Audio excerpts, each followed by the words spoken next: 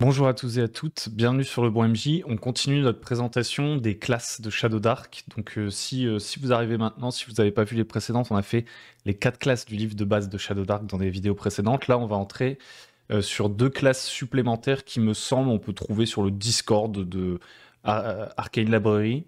Peut-être sur le site officiel de Shadow Dark, je sais pas trop. Moi, je les ai eus dans le cadre du Kickstarter. Il n'est pas encore complètement livré, etc. Mais bon, à terme, j'imagine qu'on pourra les télécharger quelque part. Je vous laisse faire vos propres recherches. Vous cherchez classe Bard, classe Ranger, Shadow Dark, vous allez les trouver, je pense. Donc on va commencer par le Bard. Et dans une vidéo suivante, on fera le Ranger.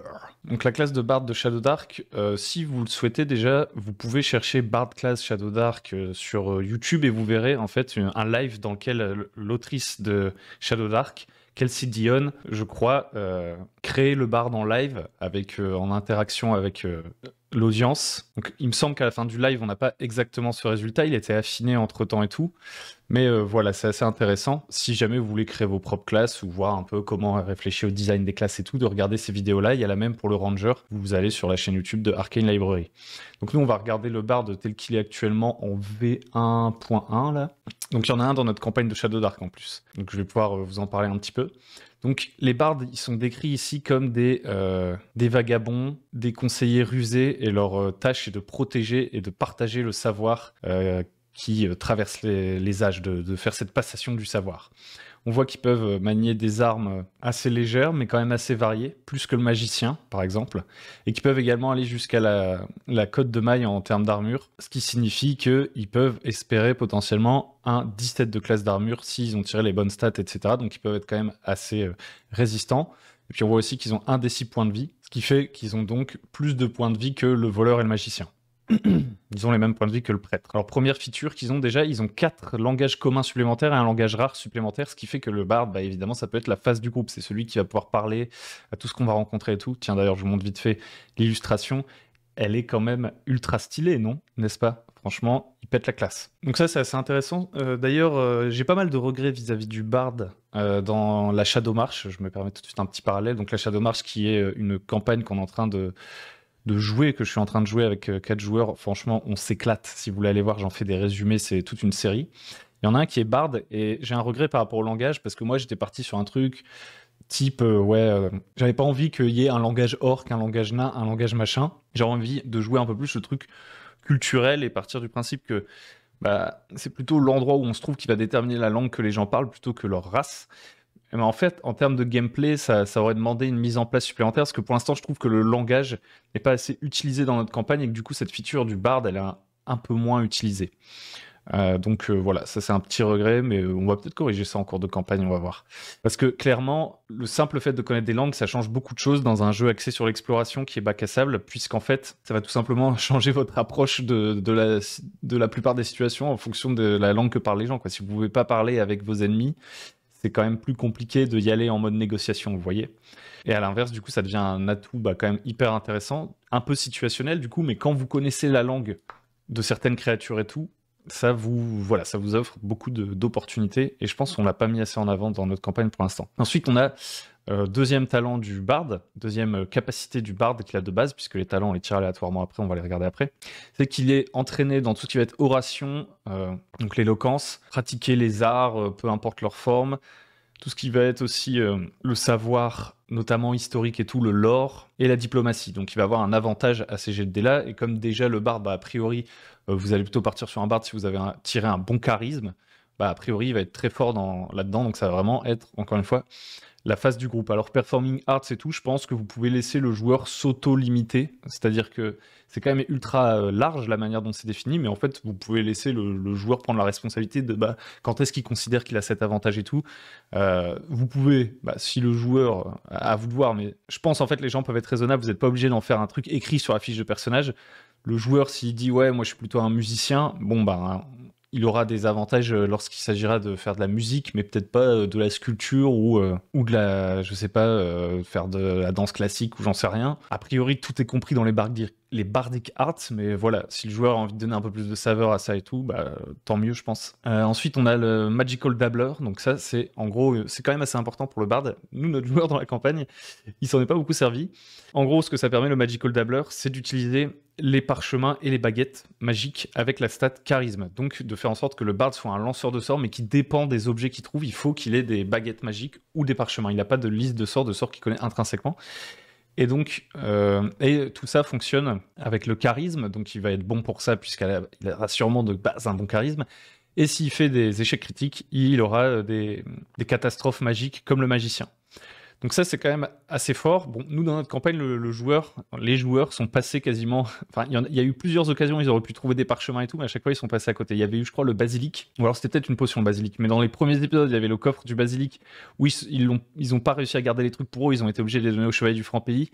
Dans le donjon des serpents et tout, il y avait des parchemins à trouver, mais ils n'ont pas été trouvés par le bard. Donc pour l'instant, il n'en a pas trop eu, mais j'essaie de faire l'effort, vu que je sais qu'il y a un bard, d'en mettre plus souvent dans les récompenses qu'on peut trouver, en fait, tout simplement. Parce que c'est quand même assez intéressant pour le bard. En fait, ce que j'aime bien, c'est que ça donne un côté consommable à sa magie. Parce que contrairement au magicien, il va pas, à partir de ses parchemins, pouvoir apprendre les sorts. Le magicien, il peut apprendre des sorts et les garder pour toujours sur lui quand il découvre des parchemins. Le bard, c'est pas le cas. Donc voilà, ça c'est un lanceur de sorts dans un second temps, on pourrait dire le bard, entre guillemets. Et avec les baguettes, elles, on peut lancer les sorts à l'infini, entre guillemets, avec les baguettes. Il n'y a que quand on fait un échec critique que la baguette se casse et on peut plus s'en servir. Donc ils peuvent avoir certains sorts qui peuvent lancer en boucle, quoi. Évidemment, s'ils ratent un jet, comme pour n'importe quel autre lanceur de sorts, même avec une baguette, s'ils ratent un jet à un moment donné, ils peuvent plus utiliser la baguette jusqu'au lendemain, ils doivent se reposer. Ensuite, ils ont Perform, qui est assez fort. Le Bard s'en sert pas si souvent que ça, finalement. Alors, je pense que Perform, c'est un des trucs où il va falloir le plus établir vos propres règles à votre table, parce qu'il est présenté de manière très succincte. Donc à vous de voir. Donc Perform, ça marche comment? C'est 2 capacités qui fonctionnent toutes les deux en faisant un jet de charisme. Et si on réussit, donc elles ont une difficulté chacune différente, si on réussit, la capacité s'active. Si on rate, on peut plus utiliser la capacité en question jusqu'au lendemain. C'est-à-dire que, donc il y en a 2, hein. Il y a Inspirer et Fasciner. Si vous ratez Inspirer, vous pouvez quand même continuer à utiliser Fasciner et vice-versa. Mais par contre, une fois que vous avez raté une inspiration ou une fois que vous avez raté Inspiration dans la journée, vous devez prendre un long repos pour pouvoir vous en servir à nouveau. Donc Inspirer, difficulté 12, vous donnez un luck token à un allié. Donc ça, je pense, déjà ça peut nécessiter, entre guillemets, un petit peu de house ruling, parce que c'est-à-dire que en temps réel, on va dire, si vous êtes dans un donjon et tout, bon, bah, c'est assez simple, hein, ça veut dire que, par exemple, vous prenez un de vos tours en combat pour l'utiliser, ou vous prenez un de vos tours de crawling pour l'utiliser. Par exemple, il y a quelqu'un qui fouille la pièce, il y en a un qui désactive des pièges, il y en a un qui je sais pas quoi. Vous utilisez votre tour d'exploration pour inspirer. Donc ça marche bien dans l'économie d'action. Pareil, pendant les combats, les autres ils se battent, ils font des dégâts, je sais pas quoi. Vous utilisez Inspirer à un de vos rounds pour donner de la chance à un autre, donc vous pouvez supporter votre équipe dans les combats. Le problème d'Inspirer, je dirais, ou peut-être, voilà, il faut regarder un peu, c'est au niveau des voyages. Parce qu'admettons, vous faites des longs voyages, et ben peut-être que, en fait, à chaque fois, à l'arrivée du voyage, si ça dure plusieurs jours, le bard il pourra se reposer et tout, donc utilisez plein de fois Inspirer pour qu'en fait, dès que vous arrivez dans un nouvel endroit, sans coût particulier, en fait, tout le monde ait au moins un lock token. Donc, bon, est-ce que c'est grave? J'en suis pas si sûr. Moi, j'essaye un peu de réfléchir à mes règles de voyage en ce moment et tout. Ça me pose pas trop de problème. En fait, en soi, ce truc-là, il est pas trop gênant parce que, c'est juste le bard qui l'a, en fait. Et il fait partie de votre groupe, et on va voir qu'il y a d'autres classes qui peuvent donner des lock tokens et tout. C'est là que je me dis qu'en fait, s'il y a plein de classes qui donnent des lock tokens dans votre groupe, ça peut peut-être faire des trucs bizarres, mais bon. Voilà, capacité plutôt simple, intéressante du bard, capacité dont il sert souvent en l'occurrence dans la Shadow March. Par contre, il y a Fascinate, donc là, difficulté 15, donc beaucoup plus difficile, hein. Si vous avez 0 en charisme, c'est une chance sur 4. Si vous avez maxé votre charisme, vous avez un peu moins d'une chance sur 2 de réussir ce truc. Ce que ça fait, c'est que ça transfixe, donc ça veut dire pétrifier si on le traduit littéralement, je crois. Ça transfixe toutes les cibles, toutes les personnes de niveau 4 ou moins dans une portée courte pendant un des 4 rounds. Donc là, c'est là où moi, je dirais qu'il y a on peut se poser la question avec votre table de comment on gère ça. Est-ce que vous le voyez comme un truc magique qui fait que vraiment les gens sont pétrifiés au sens propre du terme? Est-ce que ça ne fonctionne que tant que le bard, par exemple, continue à jouer de la musique ou à faire son discours ou à faire le truc qui permet de fasciner les gens? Ou alors est-ce que c'est plus une capacité un peu comme moi j'ai décidé pour le alphelin? Le alphelin, il peut devenir invisible. Moi, j'ai décidé qu'en fait, il n'était pas vraiment invisible. C'est juste que virtuellement, dans la narration, en fait, il arrive à échapper à ses adversaires mais sans devenir physiquement invisible. Et donc, ça, moi, j'ai posé des limites à l'halfling. Si par exemple, il est au milieu du désert ou je sais pas quoi et que l'ennemi, il a les yeux rivés sur l'halflin, ça marche pas forcément, vous voyez. Fasciné, ça pourrait être la même chose. Moi, je pense qu'on... Alors, il a été utilisé qu'une fois par le joueur, donc en fait, c'est pas souvent revenu sur la table. Mais je pense qu'on s'était un peu arrêté sur le fait qu'en fait, il attirait l'attention des gens. Donc les gens sont pas pétrifiés en soi, mais ils arrêtent un peu de faire tout ce qu'ils faisaient. Par exemple, ils pourraient, si c'est en plein combat, courir après le barde, tellement il les énerve, se focaliser sur le barde et permettre au reste du groupe de s'échapper. Ou alors, si c'est dans une situation plus sociale, le barde monte sur scène, commence à faire un truc, et tous les gens de niveau 4 ou moins sont fascinés, et ils font plus attention aux autres PJ. Vous voyez ce genre de délire-là, il attire l'attention, mais si on les attaque et tout, ils sont pas pétrifiés, genre ils peuvent réagir, quoi. Moi, je pense que je l'utiliserai comme ça. Donc, à vous de voir. Hein. Il y a quand même une limitation intrinsèque, hein, le niveau 4 pour les adversaires qui sont fascinés, donc ça fait qu'il y a quand même une grande partie du bestiaire qui ne pourra pas être affectée, et ça va plutôt être utilisé contre des créatures de bas niveau. Et la portée est Nir. Donc Nir, c'est pas phare, donc ça veut dire que ça marche pas si vous êtes genre dans une ville, vous fascinez pas tous les gens de la ville, par exemple. Donc voilà, je pense ça, par rapport à Inspirer, c'est un peu à surveiller sur comment on l'interprète. Prolifique, donc ça fait que vous avez plus 1 des 6 pour les learning rolls. Donc les learning rolls, c'est une règle qu'on n'a pas trop vue jusqu'à maintenant, donc on va aller jeter un œil. Donc learning, là on est dans le livre de base. Votre personnage peut apprendre des nouveaux skills pendant des temps morts, en gros. Pour apprendre des nouveaux skills, vous devez trouver un instructeur capable qui accepte de vous apprendre ce skill. Vous ne pouvez pas apprendre des trucs, des capacités d'autres classes et d'autres races, donc ça c'est la base du jeu. Après vous bricolez comme vous voulez, c'est un jeu de bricole. Le old school. Mais voilà, on vous suggère de ne pas le faire. Pourquoi en termes de game design? Pourquoi par exemple si je suis, je sais pas, prêtre, je peux pas apprendre les sorts de magicien ou la capacité de porter les armes et armures du guerrier? Bah, c'est tout simplement pour que chaque classe garde sa spécificité et qu'on ne vienne pas tous se marcher sur les pieds. Donc en général, ça va pas nécessairement être des trucs de combat, pas les capacités spéciales, etc. des autres. C'est plutôt des skills auxiliaires, par exemple, une nouvelle langue, savoir monter une créature, des trucs un petit peu plus en fait narratifs, en dehors de la langue qui a vraiment plus un impact mécanique dans les classes et tout, mais genre des capacités bien spécifiques, genre trouver de la nourriture dans tel type de région, ce genre de choses. Donc ils disent tout simplement, hein, et moi ça me va parfaitement parce que je déteste avoir 50 000 règles différentes, je préfère qu'on discute de ce qui est raisonnable entre joueurs. Et alors quand vos joueurs, bah, ils sont eux-mêmes maîtres du jeu, en général, bah, ils comprennent un peu plus cette logique-là, donc ça passe. Moi jusqu'à maintenant j'ai aucun problème pour ça. Donc ils disent, réfléchissez avec votre maître du jeu, sur qu'est-ce que vous pourriez apprendre, etc. Et ensuite, faites un jet d'intelligence extrême. Si vous réussissez, vous apprenez le nouveau skill. Et du coup, si vous ratez, ben, vous pouvez recommencer à chaque fois que vous avez l'occasion de vous entraîner pour ce skill, pour obtenir des trucs, etc. Donc la difficulté est quand même très forte, hein, extreme. Et donc du coup, vous, si vous êtes bard, eh ben, vous avez plus 1 des 6. Donc vous jetez votre D20, vous ajoutez votre modificateur d'intelligence, admettons j'ai 1, je jette mon D20, je fais 15, donc plus 1, 16. Ben là, je lance mon D6 en plus. Et là, je fais combien? J'ai fait 6. Donc du coup, j'ai fait 21. Et donc du coup, j'apprends plus vite ce genre de petites compétences un peu secondaires, etc. Donc c'est plutôt cool. Ça veut dire qu'il va falloir être créatif autour de la table pour voir comment on s'en sert et tout. Mais ça peut être une des features du bard. Et on va voir qu'en fait, vous allez le voir avec notamment les talents qui arrivent dans 2 secondes. Le bard, c'est un truc très très polyvalent, c'est assez intéressant. Le bard, ensuite, il ajoute 1 au jet de carousing. Non, pardon, il ajoute un D6. Donc un groupe qui a 1 ou plusieurs bards, pour éviter d'avoir 4 bards qui ajoutent tous un D6. Il ajoute plus 1 au jet de carousing. Donc le carousing, on l'a pas trop vu avec les classes. On va le voir là vite fait. On l'avait vu pendant le feuilletage quand je découvrais pour la première fois les PDF. Carousing, c'est une règle pour dépenser votre or pour gagner de l'XP. Donc par exemple, vous revenez... donc ça, c'est très Sword and Sorcery. Hein, vous revenez d'un donjon avec 1 milliard d'artefacts et tout. Au lieu qu'on joue le marchandage, etc., ce qui n'est pas forcément le propos du jeu, on peut un peu ellipser ça, dire on vend tous les trésors qu'on a récupérés pour un montant, je sais pas, de 900 pièces d'or. Ok.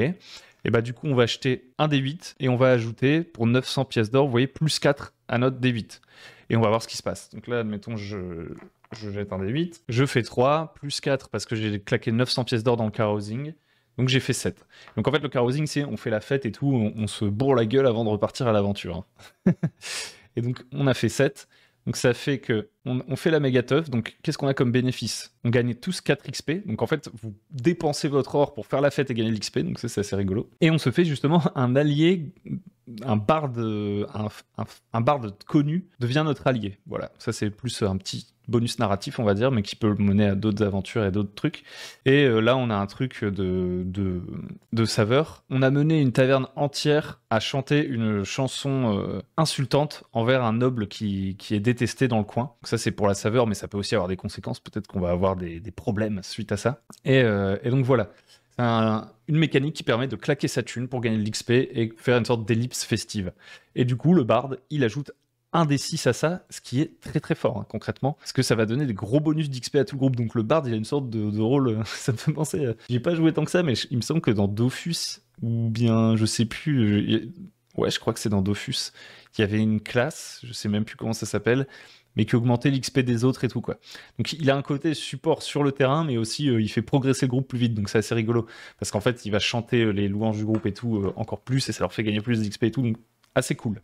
Donc voilà, c'est une classe un peu bizarre, le bard, mais qui est très, qui est très couteau suisse en fait, parce que elle peut avoir une bonne armure, elle peut avoir des armes assez correctes, elle se débrouille bien en blabla, elle peut lancer des sorts. Voilà, moi je trouve que c'est plutôt intéressant. Et puis évidemment, en fonction de nos caractéristiques, on n'aura pas forcément le même bard. Alors il est quand même très axé charisme, hein, ça le rend quand même très très fort, mais on va voir ses talents vite fait. Donc les talents du bard, si vous faites un double 2, vous obtenez une baguette. Donc ça, c'est plutôt cool, puisqu'on a vu que vous pouvez les utiliser et que ça va vous permettre de spammer des sorts, ce qui ne sera pas le cas dès lors que vous n'avez plus de baguette, quoi. Donc encore une fois, ça c'est un talent, je peux comprendre qu'il y a des gens qui se disent « Ah ouais, mais attends, si ma baguette se détruit, parce qu'elle peut bien se détruire si je fais un échec critique ou si on me la vole et tout, c'est comme si j'avais mis un talent dans le vent, vous voyez ?» En fait, sur la durée d'une campagne, je pense que, à moins que vous fassiez un échec critique dès le début, il y a peut-être une petite house rule à faire pour pas que la baguette se casse direct, à vous de voir. À moins qu'on perde sa baguette dès sa première utilisation après avoir gagné le talent, et je pense qu'elle va nous accompagner quand même un moment, quoi, et qu'elle va avoir un vrai impact sur la campagne. Par contre, effectivement, vous pouvez la perdre au bout d'un moment, donc à vous de voir si vous avez envie de mettre une règle maison là-dessus. Je pense que ça se discute encore une fois autour de la table. Mais voilà, c'est assez fort par contre. Surtout qu'elle est random, donc au final, alors vous pouvez choisir si ce sera une baguette avec des sorts de prêtre ou une baguette avec des sorts de magicien, mais au final, elle pourrait avoir des sorts de haut niveau. Vous voyez, si vous avez ce truc, admettons, vous lancez 2d6, vous faites 12, et c'est une baguette avec un sort de tiers 5. Donc c'est pas mal, parce que peut-être vous allez avoir le sort Wish. Bon, un jour, je pense que en avançant et tout, je parlerai un petit peu de certains sorts que je trouve personnellement problématiques et où je mettrais une règle maison, par exemple, le sort Wish, c'est très fort puisque vous pouvez faire un vœu, peu importe le vœu et tout. Alors il y a une bonne contrepartie et tout, mais je suis en train de faire hors sujet. Je pense qu'il y a certains sorts de niveau 5, ou même d'autres sorts auxquels on peut avoir envie de faire un peu attention, si on a envie. Mais voilà, ce que je voulais dire, c'est que peut-être qu'au niveau 1, votre barde, il va pouvoir lancer les sorts de niveau 5, vous voyez, grâce à cette baguette. Donc honnêtement, c'est assez, je trouve ça trop stylé en termes hasard ce que ça peut produire d'avoir ce talent-là. Si vous faites de 3 à 6, vous gagnez plus 1 pour attaquer en mêlée et à distance, ou plus 1 pour utiliser justement les parchemins et les baguettes, au choix. Donc plutôt, est-ce que vous voulez aller plus lanceur de sorts, plus combattant. Donc ça augmente pas vos dégâts, hein, ça augmente que vos chances de toucher. Par contre, c'est en mêlée et au corps à corps, donc c'est quand même pas mal. Ensuite, 7-9, c'est là qu'on voit que le bard, c'est vraiment très très versatile. Vous gagnez 2 points à distribuer dans n'importe quelle stat. C'est-à-dire que déjà, vous n'êtes pas obligé de mettre les 2 points dans la même stat. Vous pouvez faire 1-1. En plus, ça peut être dans n'importe lesquels de vos stats. Donc ça fait qu'en fait, le bard a le potentiel d'être très customisable à ce niveau-là. Et comme les caractéristiques, c'est vraiment la base de tous les personnages, quoi, et qu'il y a plein de jets où peu importe votre classe, on va vous demander de la force, de l'intelligence et tout, ça vous rend très polyvalent, très adaptable. Donc ça, je trouve que c'est assez intéressant. Ensuite, on a 10-11, ça réduit de 3 la difficulté de vos 2 capacités de perform, donc Inspire et Fascinate. Ça fait que Inspire, vous avez plus d'une chance sur 2 de base de réussir à donner les lock tokens, donc c'est assez fort. Et Fascinate, on s'approche d'une chance sur 2, et comme vous avez sûrement un bon charisme, vous êtes sûrement à une chance sur 2 de réussite, donc c'est très très fort, et ça fait plaisir. Et puis si vous faites 12, bah, vous pouvez choisir un talent comme à peu près toutes les autres classes.